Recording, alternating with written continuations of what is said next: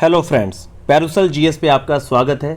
मित्रों, ये वीडियो पूरी तरह से 69th बीपीएससी के लिए समर्पित है। देखिए, 68th का जो आपका रिज़ल्ट आया है, नो डाउट पहले कुछ चीज़ें क्लियर थी कि सीट्स बहुत ज़्यादा कम है। रिज़ल्ट आपका पहले भी कहा गया था कि 3,500 के आसपास आपका रिज़ल्ट बनेगा। वो एक तो एक कॉमन कैलकुलेशन है कि जितनी सीट है उसके अकॉर्डिंग आपका 3,500 के आसपास रिज़ल्ट बनना था। कटअप जो थी बाद में फाइनली 90 से 92 की रेंज में बताया गया था आपको। 91 आपकी कटअप गई है। बहुत सारे विद्यार्थी हैं मेंस के आंसर राइटिंग ग्रुप में भी जिनका कईयों का 0.25, 0.5, 1 नंबर, 1.5 नंबर से भी पीटी रुका है। क्योंकि यहाँ पर क्या था कि बहुत अच्छी से अच्छी तैयारी करने वाले विद्यार्थी भी इस बार 85 से 88 के बीच में उनका स्कोर रह पाया है। क्योंकि साइंस बहुत ज़्यादा टफ़ आ गया था और इस टफ़ साइंस के चक्कर में साइंस इस तरह का था कि टफ़ उसके इसलिए भी कहा जा सकता है कि बहुत सारी ऐसी लाइनें थी जो सीधी एनसीईआरटी से उठा के रख दी गई थी। कुछ 5 से 6 प्रश्न ऐसे बनाए गए थे जहाँ पे सामान्यतः इंसान ध्यान नहीं देता, क्योंकि हमारी जो तैयारी होती है वो हमेशा पिछले 3 से 4 सालों का जो पेपर होता है उसी के बेस होती है। जिस तरह के प्रश्न पूछे जाते हैं उसी के आलोक में हम लोग तैयारी करते हैं। तो अब 69th बीपीएससी जो है साफ साफ दिखा रहा है कि आप अगर एक परीक्षा से बाहर हो गए तो पूरे साल होने वाली आप कमीशन कंडक्टेड सभी परीक्षाओं से बाहर हो जाएंगे। और आपको कमीशन का पता ही है कि एक साल के अंदर होने वाली परीक्षाओं को कई बार 6-6, 7-7 महीने आगे टाल दिया जाता है। तो लगभग आप मान के चलिए कि आप 1.5 साल के लिए बाहर। अगर आप 30 सितंबर को अच्छा परफॉर्मेंस नहीं दे पाए, अच्छा परफॉर्म नहीं कर पाए, तो लगभग आप 1.5 साल के लिए सारी परीक्षाओं से बाहर हो जाएंगे। तो इस एग्ज़ाम की बहुत अच्छी तैयारी करना बहुत ज़रूरी है। तो एक ही परीक्षा है आपकी 30 सितंबर की, और 30 सितंबर को 69th बीपीएससी ही नहीं, आपका जो सीडीपीओ के लिए अगर कोई आपका रहता है पोस्ट, इसके अलावा असिस्टेंट आपका ऑडिट ऑफिसर हो गया, आपका ऑडिटर ऑफिसर हो गया, और भी जो आपके बीपीएससी के पैरेलल जितने भी एग्ज़ाम हैं, जितने भी बीपीएससी कंडक्टर करवाती है अपने जीएस के 150 क्वेश्चन वाले एग्ज़ाम्स को, सभी में आपका वही एक एग्ज़ाम मान्य होगा। तो ये मान के चलिए कि अगर कमीशन में आपका थोड़े बहुते मार्क्स से नहीं होता है, जहाँ फिर आप अपना स्कोर बहुत अच्छा नहीं ला पाते हैं, तो बाकी सब परीक्षाओं में तो आप भूल जाइए कि आपको सीडीपीओ या फिर बाकी सारी परीक्षाओं में बैठने का मौका मिलेगा। क्योंकि उनमें तो 70 से 80 ही सीटें रहती हैं। ये आप अच्छे से जानते हैं कि जैसे असिस्टेंट ऑडिट ऑफिसर है आपका, ऑडिटर ऑफिसर है, सीडीपीओ है। पिछली बार सीडीपीओ की सीटें आपकी बहुत कम थी। तो फिर मान के चलिए कि आप जितना स्कोर सोच रहे हैं आपको उससे ऊपर जाना है। और परीक्षा का लेवल लगभग इस बार एक बेंचमार्क सा आ गया है कि ये बढ़ेगा ही, घटेगा बिल्कुल नहीं। तो यहाँ पर ज़रूरी हो जाता है कि मित्रों, जो लोग भी 69th बीपीएससी के लिए अभी बहुत अच्छे से तैयारी करना चाहते हैं, वो लोग कुछ चीज़ों पे ध्यान दे दें। पहले तो आप अपना कॉन्सेप्ट बहुत अच्छा करिए। इसके लिए ज़रूरी है कि अब आपको एनसीईआरटी बहुत अच्छे से पढ़ने की आवश्यकता है। आपको अब एनसीईआरटी बहुत अच्छे से पढ़नी पड़ेगी। खास तौर पे यहाँ पर आप अगर ध्यान दें तो आप 11th-12th की ज्योग्राफी की एनसीईआरटी, साइंस आप 9 से 12 तक का पढ़ लीजिए। बहुत मोटी और बल्कि एनसीईआरटी है, लेकिन उनमें समय नहीं लगता, बहुत तेज़ी से एनसीईआरटी भागेंगी और आपके पास यहाँ पे 6 महीने से ज़्यादा भी समय है। अगर आप चाहते हैं आपका पीटी बिल्कुल सुनिश्चित हो, और जो एक परीक्षा आप देने जा रहे हैं ये एक परीक्षा नहीं है, आप एक साथ 5 परीक्षाएँ देने जा रहे हैं। क्योंकि इस परीक्षा के बेस पर ही बीपीएससी कंडक्टेड आपको सारे पेपर देने को मिलेंगे। तो बहुत ज़्यादा यहाँ पर आपके ऊपर नैतिक दबाव बनेगा परीक्षा का, तैयारी का। तो यहाँ पर आपको 9 से 12 तक की साइंस की एनसीईआरटी पढ़नी चाहिए। 11th-12th की आपको भौतिक, पर्यावरण और जो ज्योग्राफी के मूल सिद्धांत है, ये 2 एनसीईआरटी बहुत अच्छे से पढ़िए। यहाँ पर आपको हिस्ट्री की जो ओल्ड एनसीईआरटी है आपकी, वो आपको यहाँ पे 11th-12th की तीनों एनसीईआरटी, एंशिएंट, मिडिवल, मॉडर्न पढ़नी चाहिए। और उसके साथ जो हिंदी माध्यम के विद्यार्थी हैं वो किरण कंपटीशन को बहुत अच्छे से तैयार करें। किरण कंपटीशन या फिर आर्य कंपटीशन, दोनों में से कोई एक किताब आप हिस्ट्री सेक्शन पे बहुत अच्छे से पढ़ सकते हैं, जिन्हें बहुत अच्छे से अपना हिस्ट्री सेक्शन बहुत सॉलिड करना है ताकि वहाँ पे उन्हें समस्या ना आए। यहाँ पर मित्रों, बिहार का जो स्पेशल आपका सेक्शन है, बिहार के स्पेशल सेक्शन पे आपको ध्यान देना चाहिए यहाँ पर थोड़ा सा, कि जो आपका बिहार का सेक्शन है यहाँ पर आप लोग पढ़ सकते हैं। आप क्राउन पब्लिकेशन को यहाँ पर फॉलो कर सकते हैं। क्राउन पब्लिकेशन जो है आपका बिहार के लिए बहुत अच्छा है। थोड़ा सा बिहार को भी डेप्थ के साथ पढ़िए, स्पेशली जो वहाँ की ज्योग्राफिकल कंडीशन है, जिसमें आपके मिनरल्स वगैरह आते हैं, खनिज वगैरह, इन सारी चीज़ों को आप बहुत अच्छे से पढ़िए। क्योंकि यहाँ पर अब थोड़ा गहरे प्रश्न आने शुरू हो गए और थोड़ा कॉन्सेप्ट पे भी आपका प्रश्न काफ़ी गहराई से बनने शुरू हो चुके हैं। करंट में भी अब सीधा सीधा नहीं पूछा जाता कौन सा सम्मेलन कहाँ हुआ, पुरस्कार किसे दिया गया।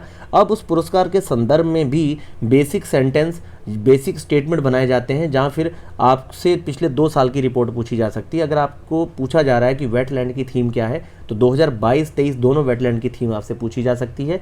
और ये पूछा जा सकता है, 3 स्टेटमेंट बना दिए जाएंगे कि ये बताइए कि भारत ने रामसर साइट्स को 1982 में क्या किया, अनुमोदन किया। दूसरा बना दिया जाएगा कि भाई अभी जो वेटलैंड था उसकी थीम ये है, 2023 वाली की ये है। तो इस तरह के स्टेटमेंट बना के भी आपको अब थोड़ा आपको डेप्थ में करंट अफेयर पढ़ने की आवश्यकता है, तो उसके लिए आप एक मंथली मैगजीन फॉलो कर सकते हैं।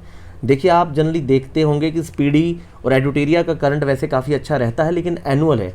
अगर आप अभी से अपने ऊपर बर्डन नहीं डालना चाहते तथ्यों का, क्योंकि बाद में जो होता है ना, फैक्ट्स की बहुत ज़्यादा बॉम्बिंग हो जाती है, वो आपको तैयार नहीं होता। तो ऐसे में आप लोग ऐसा कर सकते हैं कि आप लोग अभी से करंट की एक मंथली अच्छी मैगजीन फॉलो करें। आप क्रॉनिकल का जो करंट है, समसामयिकी आता है 40 to 45 रुपये की, जो पतली मैगजीन करंट अफेयर की आती है, उसको मंथली वाइज पढ़ सकते हैं। और लास्ट में आप स्पीडी या एडुटेरिया दोनों पब्लिकेशन फॉलो कर सकते हैं। तो यहाँ पर मैं आपको कहना चाहूँगा कि आप करंट का थोड़ा एंगल चेंज करिए। अब आपको लाइन बाय लाइन थोड़ा पढ़ने की आवश्यकता है।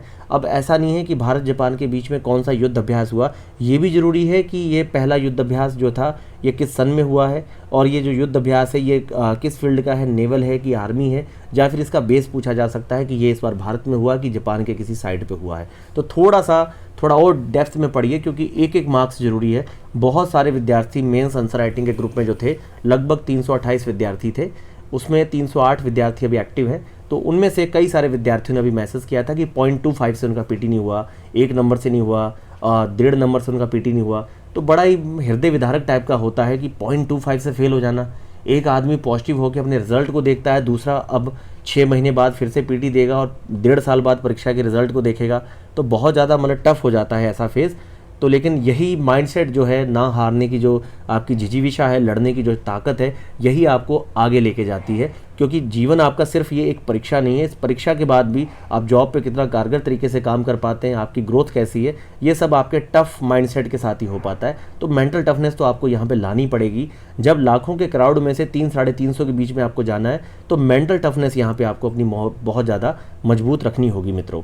तो यहाँ पर मैं आपको कहना चाहता हूँ कि 30 सितंबर का एक एग्ज़ाम नहीं है, ये 5 एग्ज़ाम है। और अगर आप एक परीक्षा से बाहर हुए तो लगभग साल भर में होने वाली आप सभी परीक्षाओं से बाहर हो जाएंगे।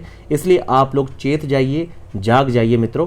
और पूरी तरह से यहाँ पर आपको जो सेक्शन है, जैसे कि मैंने आपको कहा कि आप साइंस की एनसीईआरटी जरूर पढ़िए, ज्योग्राफी हिस्ट्री की एनसीईआरटी जरूर पढ़िए। इसके अलावा हर सेक्शन पे एक अच्छी टेक्स्ट बुक जरूर पढ़िए। जैसे अगर आपको पॉलिटी पढ़नी है तो मेंस का भी सेक्शन है, तो यहाँ पर आप पॉलिटी में अपना लक्ष्मीकांत अभी पढ़ सकते हैं। ये आपके मेंस और पीटी दोनों को तैयार करेगा। आप लक्ष्मीकांत पढ़िए। इसके अलावा आप स्पेक्ट्रम की बुक पढ़िए। खासकर स्पेक्ट्रम अगर हिंदी मीडियम के विद्यार्थी नहीं पढ़ना चाहते तो वो कंप्लीट वे में किरण कंपटीशन या आर्य कंपटीशन की बहुत अच्छी किताब आती है, दोनों में से कोई एक किताब चूज़ कर सकते हैं। इसके अलावा आप स्टेट स्पेशल को बहुत अच्छे से पढ़िए, खासकर उन टॉपिक्स को जो आपके मेंस में कॉमन है। तो अभी आप प्री कम मेंस के अप्रोच को थोड़ा 2 महीने लेके चल सकते हैं। और अगर आपको पूरी तरह से पीटी फोकस रहना है तो आप 9 से 12 तक की साइंस की एनसीईआरटी जो है जरूर पढ़िए। 12th हिस्ट्री की एनसीईआरटी पढ़िए, लक्ष्मीकांत की पॉलिटी पढ़िए, किरण कंपटीशन को पढ़िए आप हिस्ट्री सेक्शन में, हिंदी माध्यम के विद्यार्थी। और इंग्लिश मीडियम के स्पेक्ट्रम को पढ़ सकते हैं। और एंशिएंट मिडिवल का सेक्शन लगभग थोड़ा हल्का रहता है, तो वो लूसेंट प्लस आपकी ओल्ड एनसीईआरटी से हो जाएगा, उससे ज़्यादा पढ़ने की आवश्यकता नहीं है एंशिएंट मिडिवल प्रीलिम्स के पॉइंट ऑफ व्यू से। उसके अलावा बाकी सारे सेक्शन आपके बहुत टफ नहीं आते। तो ज्योग्राफी की लोकेशन वगैरह के लिए अब लूसेंट को काफ़ी ज़्यादा अपडेट किया गया है। इस बार 2023 एडिशन की जो लूसेंट है उसमें काफ़ी सारे फैक्ट्स को 60 to 70 पेजेस अपडेट करके अब किया गया है। जो 2023 वाला एडिशन है वो आप लूसेंट का जरूर परचेज़ कीजिएगा। उसके अलावा यहाँ पर आपके प्रीलिम्स की जो सारी स्ट्रेटजी कंटेंट है वो आपको पूरा पैरासोल जीएस रिसर्च पे मिलना स्टार्ट हो जाएगा। और इस पर थोड़ा सा टेस्ट सीरीज़ वगैरह, जैसे इस बार मेरा टारगेट है कि कम से कम भी 40 क्वेश्चन डेली, हर सेक्शन पे 40 क्वेश्चन डेली के हिसाब से 5 महीने काम किया जाए, ताकि कम से कम भी आपको 6000 क्वेश्चन यहाँ पर प्रैक्टिस करवाए जा सके। क्योंकि अगर हम 6000 क्वेश्चन प्रैक्टिस कर लेंगे तो हमें किसी तरह के जीके के नोट्स की आवश्यकता नहीं है, सारे इन्हीं टेस्टों में से ही आपके जो क्वेश्चन है वो रहेंगे। और वहीं करंट अफेयर पे आपको पिछले 6 महीने पे सबसे ज़्यादा फोकस करने की आवश्यकता है, क्योंकि यहाँ पर एग्जामिनर को पूरा अध्यक्ष महोदय के द्वारा भी टाइट किया गया है कि वहीं उसी तरह के सेक्शन पे प्रश्न बनाइए जो कि पुराना दर्रा ना हो। इससे पहले क्या आता कि रेलवे की तैयारी करने वाले विद्यार्थी स्पीडी के रेलवे के सारे क्वेश्चन पढ़ के जाते थे और 30 में से 30 मार देते थे। कम से कम रिपीटेड ही आपको 30 में से 25 प्रश्न मिल जाया करते थे, 22 प्रश्न मिल जाया करते थे। वो सारा फेज़ अब जा चुका है। ये पेपर बिल्कुल नया था और अलग ही था, मतलब बिल्कुल ये एक बीपीएससी की परीक्षा की तैयारी के प्रीलिम्स के पिछले 20 साल के फेज़ में इसको हम कह सकते हैं कि जैसे ये महाविभाजक वाली लाइन थी। ये जो आपका पेपर है ये महाविभाजक है। इस बार का जो आपका पेपर था 68th बीपीएससी का। तो इससे आपको अलग ही स्टैंडर्ड अपना लेके जाना है। तो आप लोग पढ़ना शुरू कर दीजिए। किसी भी तरह की कोई बात होगी स्ट्रेटजी पे, कंटेंट पे, तो आप parusalavalokhan456@gmail.com पे डिस्क्रिप्शन में इसका पूरा लिंक है, आप मैसेज कीजिए। आपके हर सवाल में आपकी मदद करने की मैं पूरी सहायता करूंगा, आपकी मदद करूंगा। और इसके अलावा बीपीएससी प्रीलिम 69 का जो पूरा सिस्टम है वो हम लोग 1 मई को शुरू करेंगे, लेकिन अभी आपको अप्रैल में पैरुसल जीएस के चैनल पे सारा कंटेंट वगैरह प्रोवाइड होना शुरू हो जाएगा। जिन विद्यार्थियों का प्रीलिम्स निकला है उन्हें स्टूडेंट्स की जो सबसे बेस्ट कॉपीज़ हैं और जो आपके first paper GS paper second के लिए मोस्ट इंपॉर्टेंट सेक्शन या क्वेश्चन है उसकी जो बेस्ट कॉपीज़ हैं, थोड़ा कंटेंट है, वो सारा आपको यहाँ पर पैरुसल जीएस के जो प्राइम चैनल है आपका, इस पर सारा प्रोवाइड करवा दिया जाएगा। तो आप लोग प्लीज़ पढ़ना शुरू करिए, थोड़ा 2-4 दिन का रेस्ट ले लीजिए। लेकिन 30 सितंबर का जो आपका पेपर है ये महाविभाजक है, फिर होने जा रहा है, क्योंकि ये एक पेपर नहीं है, ये कम से कम आपकी 5 परीक्षाओं को कवर करेगा। तो मित्रों, पैरुसल जीएस को जरूर सब्सक्राइब करें। पैरुसल के जीएस टेलीग्राम चैनल से आप जरूर जुड़िए। किसी भी तरह की आपको शंका, सवाल हो, डर हो, आप मैसेज जरूर कीजिए, मेल जरूर कीजिए।